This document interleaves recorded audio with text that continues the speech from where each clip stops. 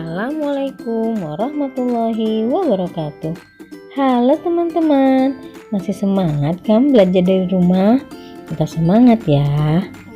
Materi hari ini Ustazah akan menjelaskan tentang perkembangbiakan tumbuhan dengan umbi. Mari kita simak sama-sama pembelajaran hari ini. Perkembangbiakan tumbuhan dengan umbi. Perkembangbiakan tumbuhan juga dapat dilakukan dengan umbi. Ada umbi batang, umbi lapis, dan umbi akar. Kentang dan umbi jalar adalah contoh tanaman yang berkembang biak dengan umbi batang. Ini adalah contoh tanaman yang berkembang biak dengan umbi batang.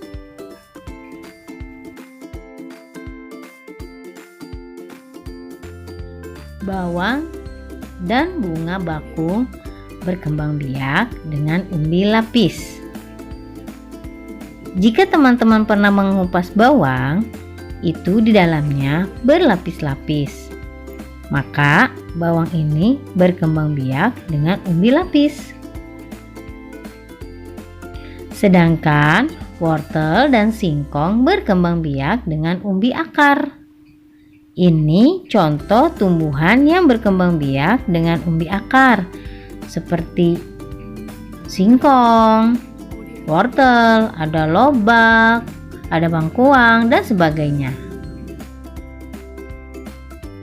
Apa persamaan dan perbedaan yang terlihat dari umbi lapis, umbi akar, dan umbi batang?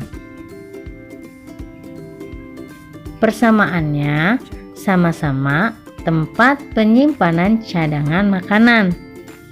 Jadi, itu nanti yang akan bisa dikonsumsi oleh manusia, tempat cadangan makanannya. Perbedaannya, umbi akar menyimpan cadangan makanannya di akar, sedangkan batang penyimpan cadangan makanannya di batang, dan umbi lapis menyimpan cadangan makanannya di biji. Untuk lebih mudah memahami perbedaan dan persamaannya, Ustazah sudah membuat tabel berikut. Ini persamaannya. Persamaan yang pertama terdapat di dalam tanah. Persamaan yang kedua, tempat penyimpan cadangan makanan. Dan yang ketiga, dapat digunakan sebagai alat perkembangbiakan. Sedangkan perbedaannya, umbi batang terbentuk dari batang yang mengembang. Sedangkan umbi akar terbentuk dari akar yang mengembang. Dan umbi lapis terbentuk dari lapisan daun yang tersusun bertumpuk. Sedangkan umbi batang tumbuh tunas pada bagian umbi batang. Dan umbi akar tumbuh tunas pada bagian umbi akar. Sedangkan umbi lapis tumbuh tunas pada bagian pangkal daun. Dan perbedaan berikutnya, sedangkan umbi batang memiliki akar tunggang, umbi akar memiliki akar serabut, dan umbi lapis memiliki akar serabut pula. Itulah yang membedakan dan perbedaan dan persamaannya.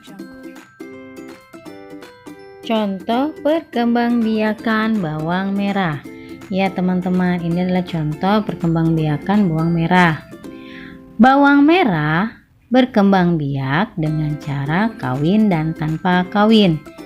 Dalam proses perkembangbiakan kawin, penyerbukan bawang dibantu oleh lebah dan serangga lainnya sebelum menjadi benih atau biji yang siap tumbuh sebagai individu baru. Namun, proses ini memakan waktu yang lama, sehingga bawang merah sangat jarang berkembang biak dengan cara ini. Selain dengan cara kawin, bawang juga berkembang biak dengan cara tidak kawin, yaitu dengan umbi lapis. Umbi lapis adalah tumbuhnya tunas pada sela-sela lapisan umbi. Perkembangbiakan ini menggunakan bagian tengah dari lapisan bawang ini. Dengan menanamnya, maka akan diperoleh individu baru dari bawang merah tersebut. Cara ini adalah cara yang paling cepat digunakan untuk memperoleh tumbuhan bawang yang baru karena prosesnya cukup sederhana. Menanam ubi batang atau singkong tergolong yang sangat mudah. Kita tinggal memotong batang tersebut lalu menanamnya. Tunggu beberapa hari, maka kalian dapat melihat daun tumbuh dari batang tersebut. Seperti ini contohnya teman-teman. Jadi teman-teman cukup menanam batangnya saja. Nah, tunggu beberapa hari, nanti teman-teman bisa melihat daun tumbuh dari batangnya. Seperti itu teman-teman, mudah kan? Cukup sekian materi pembelajaran hari ini teman-teman. Dan jangan lupa untuk mengisi mutaba'ah harian dan pembiasaan karakter ya. Akhirul kalam, assalamualaikum warahmatullahi wabarakatuh.